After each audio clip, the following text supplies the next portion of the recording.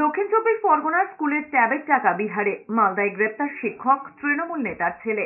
দিকে দিকে ট্যাব কেলেঙ্কারিতে অভিযোগের পাহাড়। এবার দক্ষিণ চব্বিশ পরগনার বেশ কয়েকটি স্কুলের ট্যাবের টাকাও গিয়েছে বিহারে। তদন্তে নেমে এমনটাই জানতে পেরেছে পুলিশ। একই জেলার সাগর, গোসাবা, কুলপি, কুলতলি, সোনারপুর, বারুইপুর, বজবজের অন্তত 25 থেকে 30টি স্কুলের প্রায় 400 জন ছাত্রছাত্রীর ট্যাবের টাকা চলে গিয়েছে বিহারে।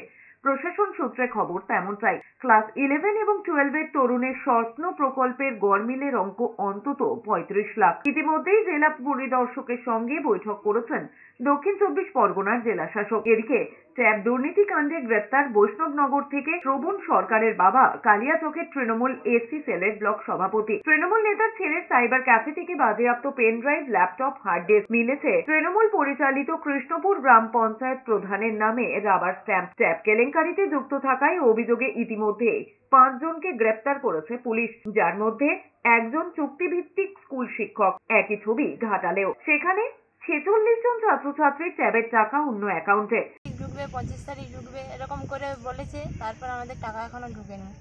30-31 জন মতন পাইনি এখনো।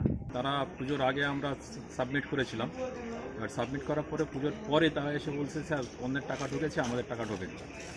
এবারে তখন আমরা ওদের কাছ থেকে অভিযোগ পেয়ে তদন্ত করে দেখতে পাই যে ওদের অ্যাকাউন্টগুলো পুরো চেঞ্জ হয়ে গেছে, ফলে তারা টাকা পায়। প্রশাসনকে জানিয়েছি, সাগর থানায় জানানো হয়েছে, এফআইআর করা হয়েছে এবং তারা তদন্ত করবেন।